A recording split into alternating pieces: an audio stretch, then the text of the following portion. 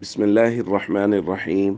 عن أبي هريرة رضي الله تعالى عنه قال قال رسول الله صلى الله تعالى عليه وسلم كفى بالمرء كذبا أن يحدث بكل ما سمع. رواہ مسلم۔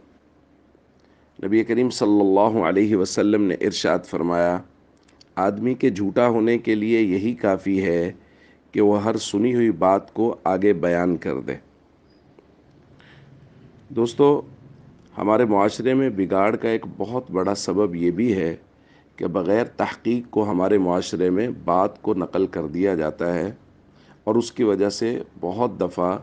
معاشرے میں بگاڑ پیدا ہوتا ہے اور ہمیں خود بھی شرمندگی کا سامنا کرنا پڑتا ہے۔ یہ میرے ساتھ بھی ہے، آپ کے ساتھ بھی ہے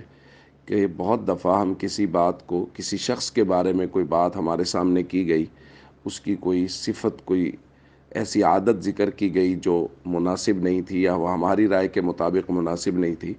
تو ہم نے بغیر ان سے تحقیق کیے اپنی ایک رائے قائم کر لی اور اس بات کو آگے نشر کرنا شروع کر دیا، جس کی وجہ سے بعد میں شرمندگی کا بھی سامنا ہوا۔ اور ہر سنی سنائی بات کو آگے نقل کرنے میں سب سے بڑا مسئلہ ہے کہ اگر وہ بات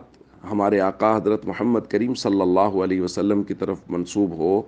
تو وہ تو بہت بڑے بگاڑ کا باعث بنتی ہے اگر بغیر تحقیق کے نقل کر دیا جائے۔ کیونکہ بات کو سمجھیں کہ اگر کسی عام آدمی کے بارے میں بات ہے اور وہ ہم بغیر تحقیق کے نقل کر رہے ہیں تو اس سے تو ہمارا معاشرتی بگاڑ ہوگا۔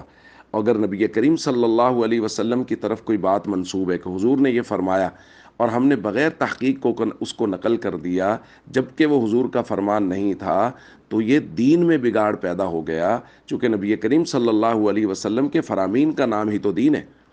تو اس لیے بہت احتیاط کی ضرورت ہے عام بات کو نقل کرنے میں بھی، اور خاص طور پہ جب احادیث رسول صلی اللہ علیہ وسلم کا معاملہ آ جائے تو پھر سوشل میڈیا کے ذریعہ سے اب فتنہ پرور لوگ بہت ساری باتوں کو پھیلانے کی کوشش کر رہے ہیں جن کا دین سے تعلق نہیں ہے، اور ان کی نسبت آقا کریم صلی اللہ علیہ وسلم کی طرف کر رہے ہیں۔ اس لیے کسی بھی بات کو نشر کرنے سے پہلے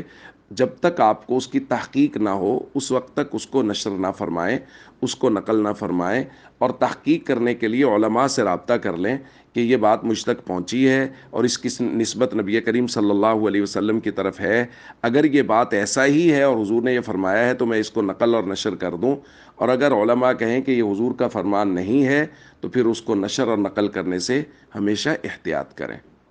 السلام علیکم ورحمۃ اللہ وبرکاتہ۔